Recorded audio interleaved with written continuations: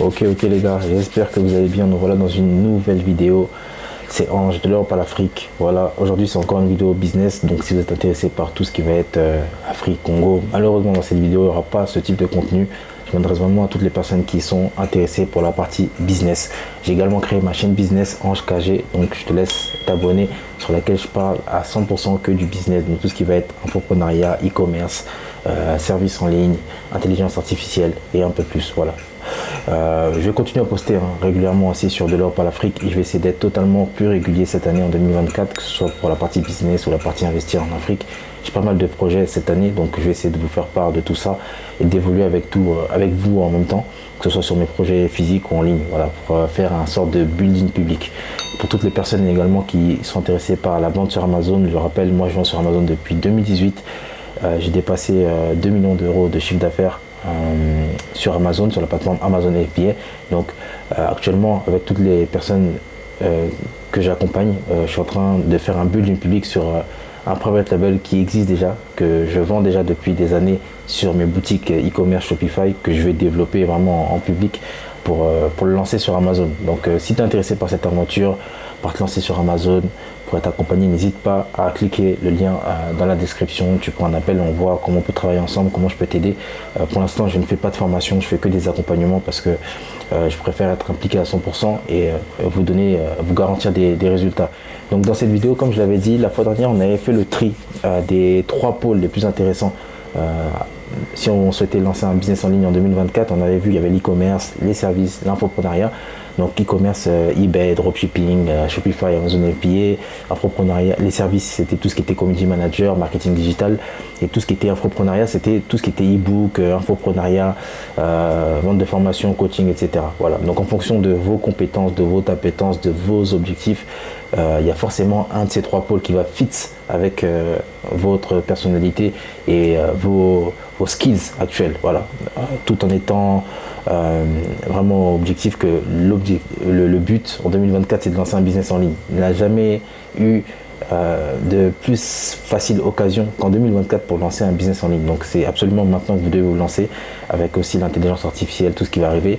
Je vais en parler davantage et de manière très régulière sur la chaîne Ange KG. Donc c'est ma chaîne business, n'hésite pas à t'abonner. Et tout de suite on se balance sur la vidéo pour voir comment se lancer sur Amazon FBA en 2024. De vous expliquer un peu Amazon, comment se passe la vente sur Amazon et, euh, et tout le reste. On va aller sur le blueprint. Je vous rappelle, j'avais fait un ebook, un blueprint, là où je parle de comment j'ai fait 2 millions d'euros de chiffre d'affaires sur Amazon. Parce que parfois, il y a des personnes qui sont sceptiques, qui peuvent dire que le ebook il coûte cher. Donc, je vais essayer de vous, en espérant que vous le voyez. Là, tac, tac, tac.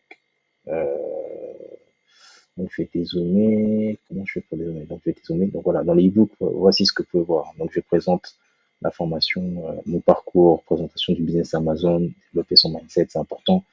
L'aspect administratif en rapide, l'analyse, la recherche, les calculs, la préparation, l'envoi du stock et surtout après scaler le business. Voilà, c'est un petit book qui coûte 39 euros. J'ai apporté énormément de valeur et je me délivre totalement. Voilà, je parle de mon parcours. Ça, c'est quand j'avais commencé, etc., etc. Et lorsque les gens veulent savoir si c'est vrai pour l'épreuve des 2 millions d'euros de chiffre d'affaires effectués, ouais, tu pourras voir qu'il y a les paiements, les screens. Voilà, ça c'était juste avec 3 marketplaces en 2022. J'ai mis 254 CA. Donc j'ai mis des preuves. Donc si vous êtes intéressé par les books, vous pourrez le trouver également, lien dans la description. Et ça vous permettra déjà d'avoir un pied dans Amazon, de comprendre un peu le business de manière un peu plus approfondie, même si en réalité après c'est l'implémentation qui compte le plus, c'est pas juste l'information, parce que tout le monde peut trouver l'information, tout le monde peut la voir, mais le plus difficile c'est l'implémentation. Donc encore une fois les gars, là c'est une vidéo 100% business, donc déjà si t'es là jusqu'ici, là on a dépassé les 3 minutes, c'est que t'es vraiment déterminé et c'est une bonne chose. Ça prouve qu'en 2024 tu veux te lancer, que tu souhaites avoir plus d'informations et c'est the way to go. Donc là je vais essayer de te montrer aujourd'hui comment se lancer sur Amazon FBA avec les différents business models. On va essayer de voir en ce début d'année 2024, vidéo par vidéo, tout le process pour pouvoir se lancer. Donc là, aujourd'hui, on va plus parler d'Amazon FBA pour la partie e-commerce et business en ligne à lancer en 2024. Et on va rentrer au fur et à mesure dans Amazon FBA, comment le business fonctionne, comment se lancer, comment trouver des produits, etc., etc. Je vais te délivrer toutes les informations parce qu'il n'y a pas de secret. En vrai, tout ce que je vais te dire là, tu peux le trouver aussi ailleurs. Maintenant, ce qui va différer, une fois que tu voudras te lancer, une fois que tu voudras commencer à démarrer sur Amazon FBA, c'est l'implémentation. Comment tu vas mettre tout ça, comment tu vas assembler tous tes puzzles, comment tu vas faire en sorte que tes données puissent être alignées et que tu puisses lancer ton business convenablement et derrière avoir des résultats le plus rapidement possible. C'est simplement ça. Donc Amazon FBA, en fait, c'est l'une des plus grosses plateformes e-commerce au monde. Il me semble que c'est la troisième. Et bon, en Europe, en Europe principalement, pardon, c'est elle qui domine. Donc vous avez plusieurs types de business sur Amazon FBA. Vous avez le wholesale, comme j'avais déjà dit, le retail arbitrage et le private label. Ce qui va nous intéresser, nous, quand on va lancer notre business Amazon FBA, en tout cas dans mon cas, pour les personnes que j'accompagne, on va s'intéresser à ces deux business models. Pourquoi? Parce que ce sont deux business models qui ne nécessitent pas énormément de fonds, énormément de skills dès le départ. Entre 500 et 1000 euros, vous pouvez commencer à vous lancer sur Amazon à travers ces business models qui sont le wholesale ou le retail arbitrage. Et littéralement, vous pouvez commencer à faire vos premières ventes après 20 jours. Donc, si vous créez votre compte Amazon, disons que ça va prendre 10 à 15, 20 jours, au 25e, 30e jour, vous pouvez déjà commencer à faire des ventes sur Amazon. Même si vous faites 20, 30, 50, 100 euros de bénéfices par jour, c'est déjà une très bonne chose. Vous allez passer d'une personne qui ne connaissait rien à l'e-commerce à une personne qui peut générer 20 à 100 euros de bénéfices par jour sans rien faire, littéralement une fois qu'elle aura envoyé les stocks chez Amazon. Maintenant, on va voir ça ensemble en détail. Pour moi, ça représente une opportunité parce qu'il faut savoir que vous avez des gros vendeurs Amazon chez qui j'ai été faire des conférences aux États-Unis qui font des millions, ils font des 50, des 65 millions de dollars de chiffre d'affaires à travers ce business model sans faire de private label. Donc ça prouve que il y a encore de l'avenir et c'est pas un business model qui est assez publicité en France parce que peu de personnes le font. Donc le wholesale en anglais, ce qui veut dire en français en gros, grossiste, ça va consister en quoi? Donc Amazon FBA. D'abord, évidemment, vous allez devoir avoir un compte Amazon. La partie numéro 1 sera la recherche de produits. Recherche de produits. Ensuite, une fois que vous aurez trouvé un produit, à l'aide de logiciels, il y a plusieurs logiciels qui vont vous permettre d'identifier si un produit il est viable ou non, si ce produit peut être rentable ou non, si ce produit il a une assez bonne vélocité, donc s'il peut se vendre assez fréquemment ou non. Une fois que vous aurez cette information, vous allez chercher le fournisseur de ce produit au prix le plus faible. Donc, le but, ce sera de sourcer ce produit au prix le plus faible pour avoir le maximum de marge. Parce que la marge, on la fait à l'achat, on la fait pas à la vente. C'est un peu comme l'immobilier. On disait que dans l'immobilier, quand tu vends un bien, enfin, quand tu veux gagner de l'argent sur un bien que tu souhaites revendre, le bénéfice, tu le fais à l'achat, tu le fais pas à la vente. Voilà, c'est pareil pour les produits. C'est avant d'acheter le produit que tu dois identifier si potentiellement ta marge sera assez intéressante. Euh, Ensuite, tu achètes le produit, tu réceptionnes le produit. Donc, au départ, ça va être à la maison, on va pas se mentir. Même si avec le temps, tu peux développer à travers avec les prep centers ou un entrepôt, mais au départ, ça va être à la maison. Tu vas réceptionner tes produits à la maison. Donc, tu peux commencer une commande de 10, 15, 20, 50, 100 produits. Tu réceptionnes ça à la maison. Il y aura tout un process à faire, préparer les produits et les envoyer chez Amazon. Ensuite, il y a deux types d'envois. Soit la version FBA, donc Fulfilled by Amazon, expédiée par Amazon, ou la version FBM, expédiée par le vendeur, by the merchant. Donc, expédié par Amazon, c'est ce qui nous intéresse le plus parce que c'est, on va dire, c'est la manière la plus automatisée, dans le sens où vous allez envoyer les produits une seule fois et que vous soyez à Paris, à Bamako, à Dakar, à Washington, euh, les produits vont se vendre automatiquement et tout seul. Amazon va se charger de l'expédition, du service client et de tout le reste, du paiement.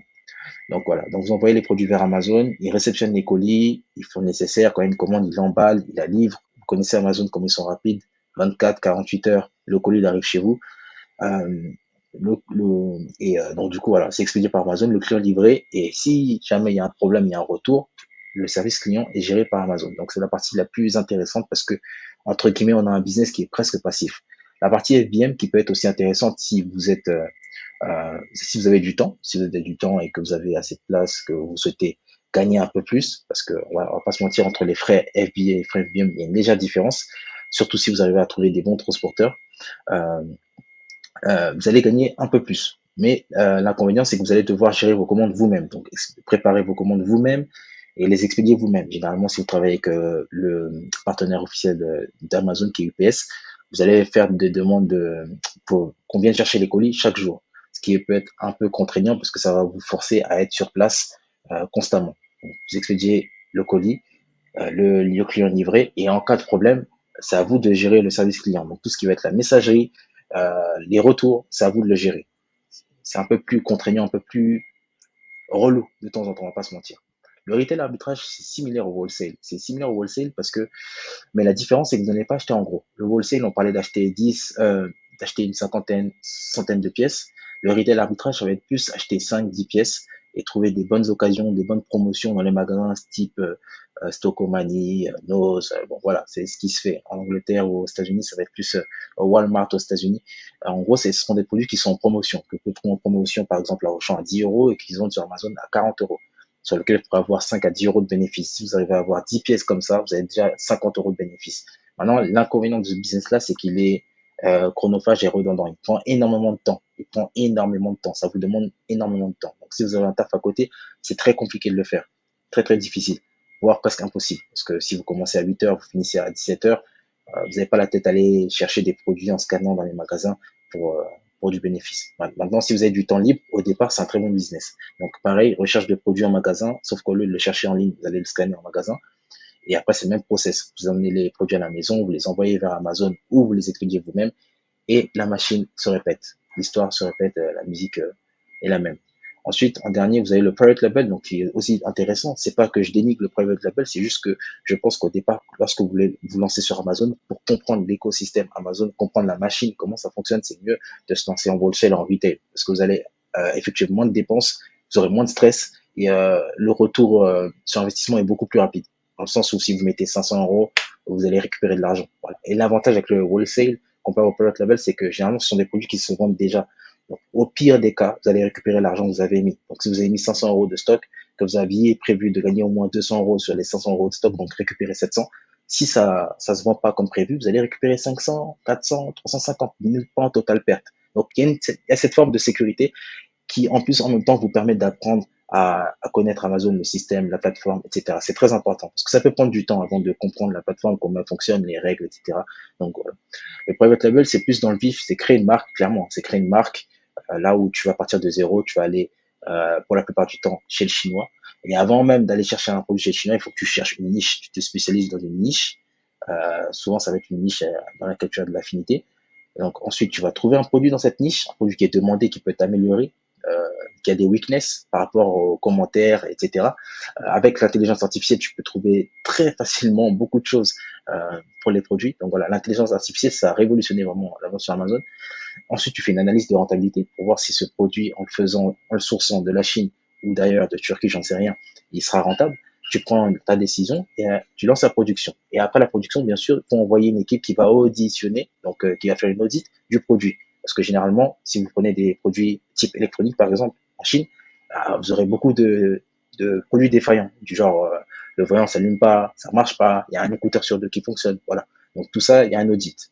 Un audit, ça va être du genre, ils vont tester 50 pièces sur 100 pour voir si sur les 50 pièces sur 100, il y en a combien qui sont défectueuses. S'il y en a plus d'un taux que vous aurez recommandé, ils recommencent tout.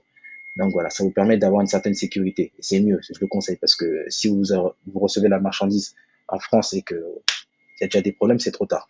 Donc ensuite, vous recevez les produits à domicile et là, c'est la deuxième partie. Donc du coup, réception des produits, préparation des produits, sauf si c'est préparé depuis la Chine, envoyé vers Amazon.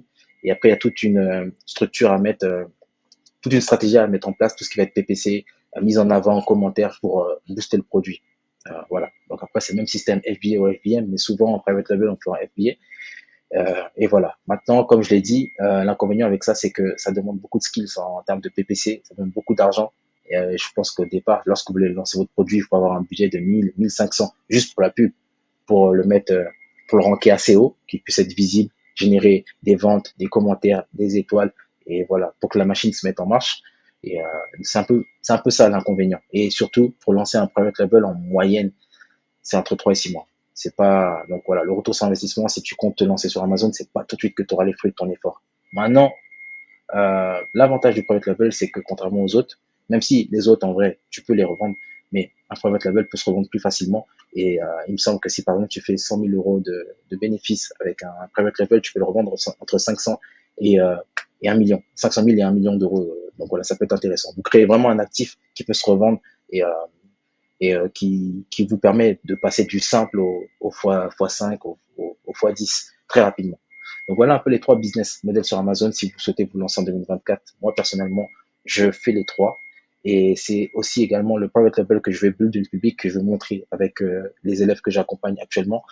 Parce que j'ai déjà des produits que je vends sur mes boutiques privées, entre guillemets, sur Shopify, qui cartonnent depuis des années. Donc là, je suis sûr que si je les mets sur Amazon, ça va marcher. Donc je vais montrer tout le process de A à Z à mes élèves. Et ici également, je pourrais vous montrer quelques chiffres, mais vraiment en détail dans la formation, dans l'accompagnement que je fais dans le mentorat sur Amazon FBA. Donc si vous êtes intéressé pour vous lancer sur Amazon, n'hésitez pas à prendre un call, on s'appelle, c'est gratuit, c'est pas genre un call, oui, tu viens, non, on peut discuter, je réponds à tes questions avant tout et pour t'éclairer. Donc dans la prochaine vidéo, on fera une étude de cas clairement et je vous expliquerai comment un produit m'a permis de générer des milliers, des centaines de milliers d'euros sur Amazon lorsque j'ai commencé à vendre et comment un seul produit peut vous générer un SMIC, voire 3 SMIC très facilement si vous tombez sur le bon produit, vous faites des bonnes recherches. D'ici là, prenez soin de vous. Si vous êtes arrivé jusqu'ici, c'est que déjà vous êtes intéressé par Amazon. N'hésitez pas à prendre un appel ou à prendre l'ebook si ça vous intéresse et à me poser des questions en commentaire si vous en avez. Dans tous les cas, les gars, prenez soin de vous. 2024, vraiment beaucoup d'opportunités et profitez de cela parce que on doit se réveiller. Vraiment beaucoup de choses à faire. Les gars, prenez soin de vous. Ciao.